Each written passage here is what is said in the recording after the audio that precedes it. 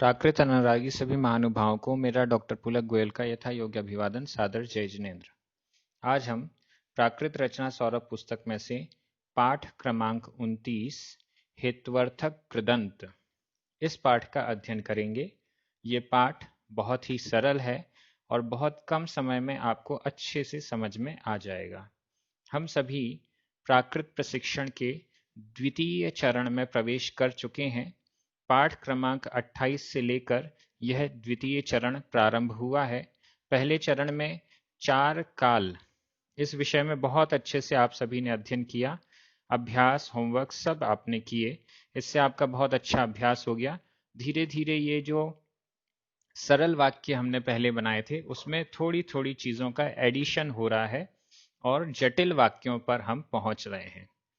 आज का ये हितवर्थक कृदंत है। हितवर्थक कृदंत का पाठ हम शुरू करते हैं। पृष्ठ क्रमांक प्राकृत रचना सौरभ पुस्तक में पृष्ठ क्रमांक 61 और 62 पर यह पाठ है। चलिए पाठ प्रारंभ करते हैं। पाठ 29 हितवर्थक कृदंत। यहाँ पाठ का नाम है हितवर्थक। हेतु प्लस अर्थक। हेतु ता में छोटे ऊ की मात्रा और आ, ऊ और आ मिलकर संस्कृत में और हिंदी में भी मेनली संस्कृत में ऊ और आ मिलकर वा हो जाता है, तो इसलिए ये हेत्वर्थक ऐसा शब्द बन गया। इसका अर्थ हुआ हेतु के अर्थ वाला। हेतु के अर्थ वाला यह कृदंत है। पिछले पाठ में हमने संबंधक भूत कृदंत पढ़ा था। यहाँ पर हितवर्थक कृदंत है। यह हेत्वर्थक कृदंत क्या होता है इसको समझ लीजिए तो आप वाक्यों में प्रयोग बड़ी आसानी से कर देंगे। हितवर्थक कृदंत जब हमें वाक्य बनाना है और उस वाक्य में क्रिया के साथ के लिए, क्रिया के साथ के लिए यह शब्द आता है। हंसने के लिए, रोने के लिए, नाचने के लिए, गाने के लिए, किसी भी क्रिया के साथ के लिए यह हेतु अर्थक आता है, तो उसको हम कैसे बनाएं? तो वह हितवर्थक कृदंत के रूप में बनता है। ये नॉर्मली हुआ। कृदंत किसे कहते हैं और ये सारी चीजें अभी अपन आगे और समझेंगे। नॉर्मली आपको ये समझ में आ गया होगा कि क्रिया के साथ के लिए इस अर्थ को द्योतित करने के लिए, बताने के लिए प्राकृत में हितवर्थक कृदंत का प्रयोग होता है। हितवर्थक कृदंत बहुत सरल है। देखिए यहाँ पाठ में क्रियाएं 2 दी गई हैं, हंस हंसना, णच नाचना, ये उदाहरण के लिए दी गई हैं। हितवर्थक कृदंत के प्रत्यय, 2 प्रत्यय यहाँ पर हैं, और दुम। उ में बिंदी, उ के ऊपर बिंदी, और दुम दा में उ की मात्रा और बिंदी। और दुम मात्र ये 2 ही हितवर्थक कृदंत के प्रत्यय हैं। आपको याद हो गए होंगे, बहुत सरल है, और दुम। अब इस प्रत्यय को हस क्रिया के साथ और णच क्रिया के साथ यहाँ पर लगाया गया है, उसका प्रयोग किया गया है। प्रत्यय जोड़ा तो हसीउम, हस क्रिया में प्रत्यय जोड़ा हसीउम, हंसने के लिए, और दुम प्रत्यय जोड़ने पर हसीदुम, हंसने के लिए, ये रूप बन जाएंगे। एक बात यहाँ पर पुस्तक में बाद में टिप्पणी में दी गई है, लेकिन मैं यहाँ पहले ही आपको बताना चाहूंगा। और दुम प्रत्यय जोड़ेंगे जब, तो अंत्य स्वर परिवर्तन तो होगा। हस क्रिया यह अकारांत क्रिया है।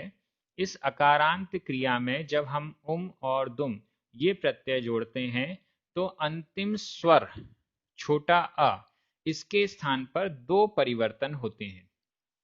अ के स्थान पर ई अथवा अ के स्थान पर ए। यहाँ पुस्तक में केवल ई वाले विकल्प आपके सामने, स्क्रीन में भी ई वाले ही विकल्प आ रहे हैं, ए वाले विकल्प भी आपको समझने हैं। तो जब ई वाला विकल्प बन रहा है, हस अंतिम स्वर अ के स्थान पर ई किया प्लस प्रत्यय जोड़ा तो बना हसी दुम प्रत्यय जोड़ा तो बना हसी दुम। अब इसी जगह ई की जगह हमने ए कर दिया तो हस अंत्य स्वर परिवर्तन अ के स्थान पर ए, और इसमें प्रत्यय जुड़ा तो हसे दुम प्रत्यय जुड़ा तो हसे दुम। तो ये चार रूप हितवर्थक कृदंत के हमारे पास चार रूप बन गए, हसी दुम, हसे हसे दुम। ये आपको समझ में आ गया होगा, एकदम सरल है। णच क्रिया में जोड़कर देखिए, नच क्रिया में अर्थ बनता है नाचने के लिए। णच क्रिया में ई अंत्य स्वर परिवर्तन के साथ अ के स्थान पर ई किया, प्रत्यय जोड़ा नच्ची दुम प्रत्यय जोड़ा नच्ची दुम, अंत्य स्वर परिवर्तन अ के स्थान पर ए किया, नच्चे और दुम प्रत्यय जोड़ने पर नच्चे दुम। इसके भी चार रूप बन जाएंगे, नच्ची नच्ची दुम, नच्चे नच्चे दुम। बहुत इजी है। ये आपका हितवर्थक कृदंत का पूरा आपको समझ में आ गया। और दुम ये दो प्रत्यय हैं। अकारांत क्रिया के साथ अंत्य स्वर परिवर्तन होता है अ के स्थान पर ई और ए। ये दो बातें आपको 2 पॉइंट्स याद रखने हैं। पूरा पाठ क्लियर हो गया। वाक्यों में प्रयोग देख लीजिए। पहला वाक्य, मैं हंसने के लिए जीता हूं। अभी तक हमने वाक्य क्या बनाए थे पहले चरण में? मैं जीता हूं, ठीक है ना, सिंपल सेंटेंस था, मैं जीता हूं। अब यहां पर हंसने के लिए जीता हूं, हंसने के लिए, यह हितवर्थक कृदंत हो गया। हंसना यह क्रिया है और इस क्रिया में के लिए ये जुड़ा हुआ है, तो हंसने के लिए यह हितवर्थक कृदंत है। अब हमें हंसने के लिए कौन कौन से चार विकल्प हमारे पास थे, वो चार विकल्प जोड़ दीजिए और हमारा पूरा सेंटेंस बन गया। बहुत सरल पद्धति से आपको प्राकृत सिखाई जा रही है। मैं के लिए प्राकृत में हमारे पास तीन विकल्प, अहम, हम, अम्मी। ये आपको बहुत पहले से याद है। हंसने के लिए हितवर्थक कृदंत का प्रयोग करना है। हंसने के लिए हस क्रिया के साथ हसी हसी दुम, हसे हसे दुम। ये चार विकल्प हैं। स्क्रीन में आपको दो ही दिख रहे हैं, लेकिन मैं चार ही बोलूंगा। तो हसी हसी दुम, हसे दुम। इसके बाद जीता हूं तो क्रिया है जीव। जीव क्रिया के साथ उत्तम पुरुष, वर्तमान काल उत्तम पुरुष एक वचन का यह क्रिया रूप हमें बनाना है। जब ये वाक्य बनते हैं तो हमें ये जरूर देखना है कि ये कौन सा काल है, वर्तमान काल, भूत, भविष्य, विधि, आज्ञा कौन सा है, उसके अनुसार फिर उसके क्रिया रूप बना दीजिए। तो यहाँ पर बनेंगे जीव क्रिया से उत्तम वर्तमान काल उत्तम पुरुष एक वचन में मी प्रत्यय लगता है, जीवमी, जीवामी, जीवेमी। यहाँ पर आदि दिया है, जीवेमी की जगह आदि लिख दिया है, तो ऐसे पूरे कर दीजिए, जीवमी, जीवामी, जीवेमी। ये हमारा वाक्य बन गया। बहुत सरल है। जिसको ये वर्तमान काल का पहला पाठ भूल गए हो तो वीडियो में जाकर पहला पाठ देख लीजिए। मैं बार बार आपसे कह रहा हूँ, नोट्स जो मैंने आपको फॉर्मूले वाले चार्ट बना के वीडियो के लास्ट में या बीच में जो दिए हैं, आप उनको अपनी कॉपी में एक साथ व्यवस्थित कर कर लिख लीजिए। वर्तमान काल का पूरा एक चार्ट, विधि एवं आज्ञा काल का पूरा एक चार्ट, भूतकाल का एक चार्ट और भविष्यत काल का एक चार्ट। तो 4 पेजेस में आपके ये 4 काल पूरे कंप्लीट हो जाएंगे। और वाक्य देख लेते हैं। तुम हंसने के लिए जीवो। अब यहां हंसने के लिए जीवो, हंसने के लिए यह तो हितवर्थक कृदंत हो गया। तुम, यह तुमम, तुम, तुह, ये तीन विकल्प हमारे पास हैं। हंसने के लिए हसी हसी दुम, हसे दुम। जीवो, अब ये कौन सा काल है? ये है विधि एवं आज्ञा काल। तुम जीवो, ये सिंपल सेंटेंस हुआ, तुम जीवो। हंसने के लिए ये इसमें जोड़ा गया है। तो जीवो ये है विधि एवं आज्ञा काल का मध्यम पुरुष एक वचन है। इसमें ही, सु, धी, जीरो, इज्जसु, इज्जही, इज्जे ये प्रत्यय जुड़ते हैं। अब मुझे याद है, आपको भी याद हो जाना चाहिए। इनमें ये प्रत्यय जोड़ दीजिए, जीवही, जीवसु इत्यादि। ये पूरा सेंटेंस हमारा बन जाएगा। तीसरा सेंटेंस, वह हंसने के लिए जीवेगा, जीवेगी। अब यह भविष्यत काल का, जीवेगा, जीवेगी भविष्यत काल का सेंटेंस है। वह हंसने के लिए, हंसने के लिए यह हितवर्थक कृदंत है। सो, वह के लिए सो या सा, पुल्लिंग में सो, स्त्रीलिंग में सा। हंसने के लिए हसी हसीदुम, हसे हसेदुम। जीवेगा या जीवेगी, जीव ये क्रिया हो गई और इसमें भविष्यत काल के अन्य पुरुष एक वचन के हमें सारे रूप, कितने रूप बनने हैं वो सारे के सारे आपको यहाँ बनाने हैं। यहाँ तो आदि शब्द भी बुक में लिखना भूल गए हैं, लेकिन अपन को पूरे रूप बनाने हैं। जीवी ही ई, जीवी ही ए इत्यादि। इस प्रकार से यह आपका पाठ हो गया। इसमें आपको अभ्यास के लिए कुछ वाक्य दिए गए हैं, ये भी आपको सॉल्व करने हैं। और लास्ट में मैंने होमवर्क के लिए भी आपको कुछ क्रियाएं दी हैं, जिससे आपको वो होमवर्क भी करना है। वो होमवर्क भी सरल है और ये वाक्य भी सरल हैं। निम्नलिखित वाक्यों में हित्वर्थक कृदंत के प्रत्ययों का प्रयोग कीजिए। पहला वाक्य, वह थकने के लिए नाचता है। कितना सिंपल है। अब इसमें हमने देख लिया नाचता है, ये वर्तमान काल अन्य पुरुष एक वचन का बनेगा। वह नाचता है, वह ये पुल्लिंग में है तो हो गया सो। थकने के लिए, थकना इस क्रिया के लिए प्राकृत में है थक। अब इसमें हित्वर्थक कृदंत के रूप लगा दीजिए। थक्की थक्कीदुम, थक्के थक्के दुम। एकदम सिंपल। नाचता है, णच्च क्रिया के साथ ई ए दीदे ये प्रत्यय जोड़ने पर णच्चई णच्चदी इत्यादि ये रूप हमारा बन जाएगा, वाक्य बन जाएगा। इस प्रकार से जितने भी वाक्य हैं इनको आप अपनी कॉपी में जरूर सॉल्व करें। केवल 10 वाक्य हैं। टिप्पणी पर आ जाइए। टिप्पणियां बहुत महत्वपूर्ण होती हैं। पहली टिप्पणी, क्रिया के अंत में प्रत्यय लगने पर जो विशेषण या अव्यय शब्द बनता है वह कृदंत कहलाता है। यहां पर कृदंत की परिभाषा आपको फिर से समझा देता हूं। क्रिया के अंत में जो प्रत्यय जोड़ा जाता है, क्रिया रूप अलग बात हो गई। क्रिया रूप क्या हुआ, भूत, भविष्यत काल, वर्तमान काल, विधेय, आज्ञा काल, इनके जब प्रत्यय जुड़ते हैं तो वो क्रिया रूप बनता है।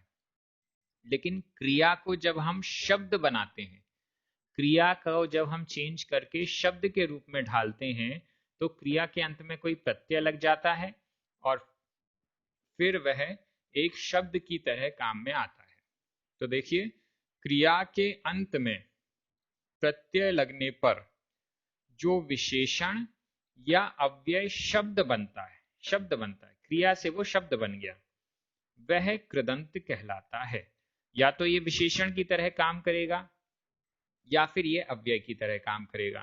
तो यहाँ पर जो हित्वर्थक कृदंत हम सीख रहे हैं और पिछला संबंधक भूत कृदंत था, ये दोनों तो अव्यय की तरह काम करते हैं, अव्यय के रूप में होते हैं। अव्यय का मतलब होता है कि इसमें अन्य विभक्ति के चिन्ह नहीं लगाए जाते, इसमें कोई विभक्ति नहीं लगाई जाती। ये सभी विभक्तियों में, सभी स्थानों में, हर वाक्य में एक समान ही प्रयोग में आते हैं। इस दृष्टि से ये सरल हैं। और कुछ कृदंत होते हैं जिसमें जो विशेषण की तरह काम करते हैं। उन विशेषणों में हमें विशेष्य के अनुसार लिंग और वचन का प्रयोग, विभक्ति आदि लगानी पड़ती है। तो वो आगे देखेंगे, तीसरे चरण में भी आएंगे वो। तो दूसरी टिप्पणी, हंसने के लिए, नाचने के लिए, जीने के लिए आदि भावों को प्रकट करने के लिए प्राकृत में उपर्युक्त प्रत्यय काम में लिए जाते हैं। ठीक है ना। हंसने के लिए, रोने के लिए इत्यादि, इन सब में हित्वर्थक कृदंत का प्रयोग होता है। इन प्रत्ययों के लगने के पश्चात जो शब्द बनते हैं वे हित्वर्थक कृदंत कहलाते हैं। जब हम प्राकृत के ग्रंथों को पढ़ते हैं तो ये कृदंत हमें बहुत मिलेंगे, बहुत संख्या में। जितने हम क्रिया रूप देखते हैं उससे अधिक कृदंतों का प्रयोग प्राकृत के साहित्य में हमें मिलता है। इसलिए ये दूसरा चरण और आगे तीसरा चौथा चरण, ये सब बहुत इंपॉर्टेंट है, बहुत जरूरी है। अच्छे से ध्यान से सीखिएगा, पढ़िएगा। वे हित्वर्थक कृदंत कहलाते हैं। वे शब्द अव्यय होते हैं। अव्यय होते हैं मतलब इसमें कोई विभक्ति आदि नहीं लगानी पड़ती, इसलिए वाक्य प्रयोग में इनका रूप परिवर्तन नहीं होता है, कोई भी चेंजेस नहीं आएंगे, एज इट इज ये लग जाते हैं। क्रिया में उपर्युक्त प्रत्यय उम, दुम आदि जोड़ने पर अंत्य अ का ई और ए हो जाता है। यह अंत्य स्वर परिवर्तन भी हो जाता है। हसी उम, हसी दुम, हसे उम, हसे दुम, ये हम पढ़ चुके थे। लास्ट लाइन इसमें है, हो और ठा में प्रत्यय जोड़ने पर हो उम, हो दुम, ठा उम, ठा दुम रूप बनते हैं। ये भी इसमें इसी पाठ में पूरा कंप्लीट कर दिया गया है। मतलब ये हुआ कि जो अकारांत क्रिया है, जिस क्रिया के अंत में छोटा आ आता है, उसमें तो अंत्य स्वर परिवर्तन के दो विकल्प हैं, ई और ए।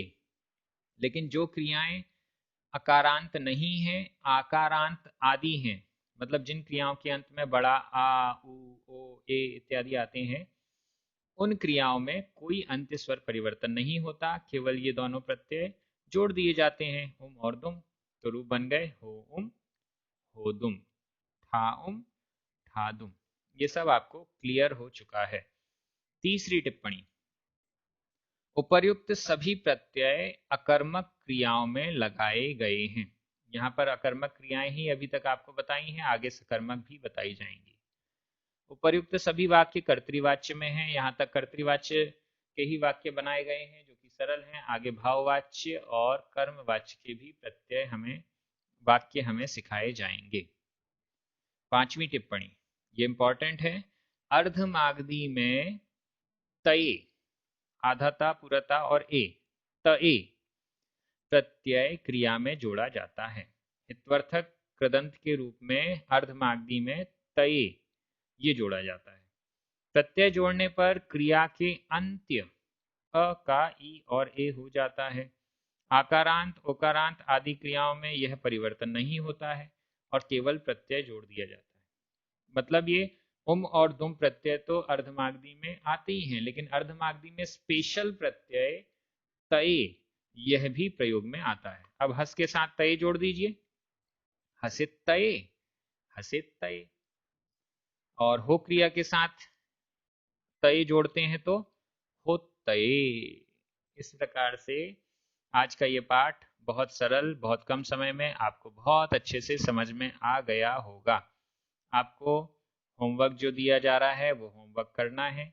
इसके अलावा प्राकृत अभ्यास सौरभ पुस्तक में से अभ्यास क्रमांक 11 और अभ्यास क्रमांक 12, इन दोनों अभ्यास को भी आपको करना है। अभ्यास क्रमांक 11 पाठ नंबर 29 जब पूर्ण हुआ है, ये जो अपना उससे ही रिलेटेड है, और अभ्यास क्रमांक 12 जो है वो पाठ क्रमांक 28 और 29 यानी संबंधक भूत कृदंत और हितवर्थक कृदंत, इन दोनों पाठ से रिलेटेड है। तो इस दृष्टि से इन दोनों अभ्यास पाठों को आपको अच्छे से सॉल्व करना है। अगर आपको टाइम नहीं मिलता है तो थोड़ा थोड़ा कीजिए, जब टाइम मिले तो उसको पूरा कर लीजिएगा। चलिए, इस प्रकार से ये आज की क्लास समाप्त होती है। आप सभी बहुत अच्छे से लगन के साथ समझकर प्राकृत भाषा को सीख रहे हैं। हमारे जो पुण्यार्जक हैं, जिनके द्रव्य से ये वीडियोस बन रहे हैं और आप सभी तक पहुंच रहे हैं, यूट्यूब पर परमानेंट हो रहे हैं, एक नई श्रृंखला उत्पन्न हो रही है जिससे कि प्राकृत भाषा युगों युगों तक जीवित रहेगी और लोगों को समझ में आएगी। इसमें जिनका भी योगदान, जैसा भी योगदान हो रहा है, उन सभी को बहुत बहुत धन्यवाद। आप सभी को जय जिनेंद्र।